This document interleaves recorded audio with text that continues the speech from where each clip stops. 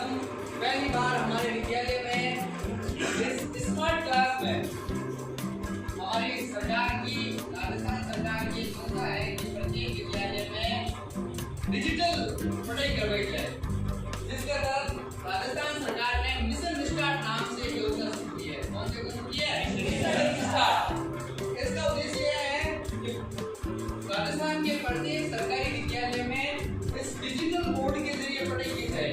अब तक हम हमारी कक्षा में ब्लैक बोर्ड या व्हाइट बोर्ड के जरिए पढ़ाई करते थे, लेकिन ये एक डिजिटल बोर्ड है। इस डिजिटल बोर्ड के माध्यम से पढ़ाई करवाना मिशन स्टार्ट का एक प्रमुख उद्देश्य है। और आज हम इसी की कड़ी में लोकतांत्रिक राजनीति जो भाग 2 है, भाग 1 या 9 पढ़ी थी।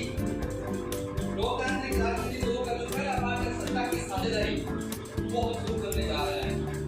सत्ता की साझेदारी का मतलब होता है लोकतांत्रिक शासन व्यवस्था। हमारे देश में लोकतांत्रिक शासन व्यवस्था है और उस शासन व्यवस्था में लोगों की भी शासन व्यवस्था में क्या हो, हिस्सेदारी हो, यानी लोग शासन व्यवस्था में भाग ले सके।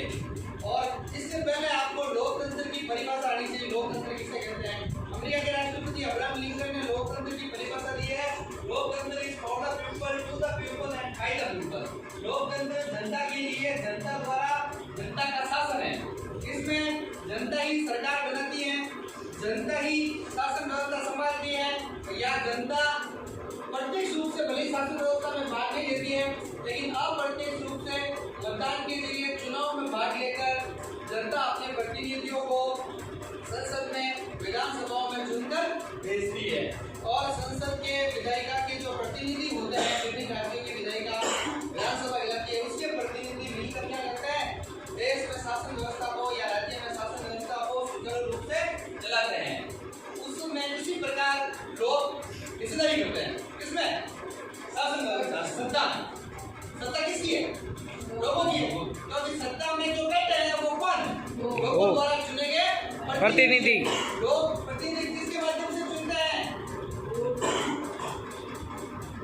लोग प्रतिनिधि चुनाव के माध्यम से चुनते हैं। किसके माध्यम से चुनता है? चुनाव। और चुनाव के समय लोग अपने मताधिकार का प्रयोग करते हैं। किसका प्रयोग करते हैं? मताधिकार। और मताधिकार के प्रयोग के जरिए लोग चुनाव में भाग लेते हैं, अपने प्रतिनिधियों को चुनते हैं। वो प्रतिनिधि एक सरपंच, एक वार्ड पंच से लेकर एक एमएलए और एक एमपी तक होता है। एवं जो प्रधानमंत्री होता है वो भी जनता के प्रतिनिधि द्वारा ही चुना जाता है। तो इस पार्ट में हम सत्ता की साझेदारी का अध्ययन विभिन्न देशों के माध्यम से करेंगे। श्रीलंका, बेल्जियम और भी बहुत सारे देश है। इस पार्ट में आए हुए उनको उतार लेंगे कि लोगों को सत्ता में हिस्सेदारी किस प्रकार मिलती है।